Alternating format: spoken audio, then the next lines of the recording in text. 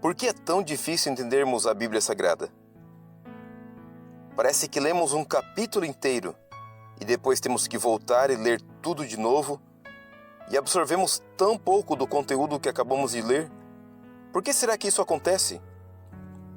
E por que é tão difícil de nos concentrarmos durante a leitura bíblica?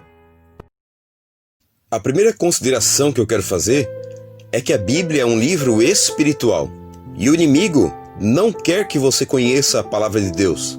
Há uma batalha no mundo espiritual muito grande para que você não leia a Bíblia. Por isso, livre-se de todo preconceito religioso, todos os preconceitos doutrinários e abra o coração para entender as verdades bíblicas.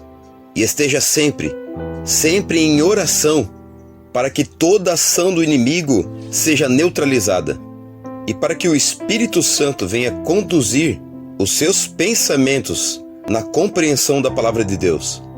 Um outro ponto que precisamos considerar é o contexto, tanto o contexto escriturístico como o contexto histórico-cultural. Nós não podemos basear a nossa compreensão da palavra de Deus em apenas um versículo isolado.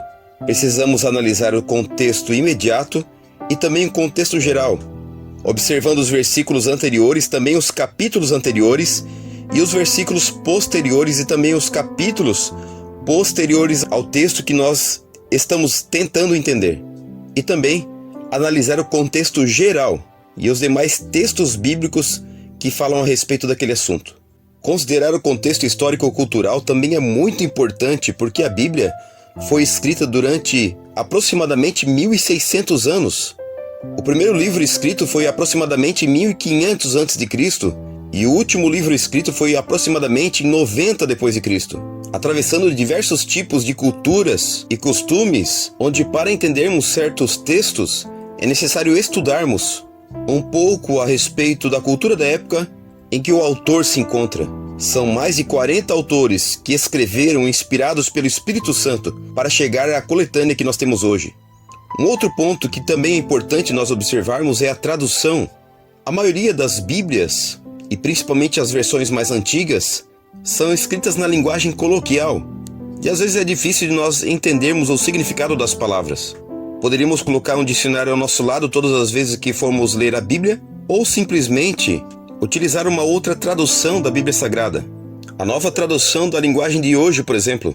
Afinal, as palavras mudam, mas a ideia do texto é exatamente a mesma.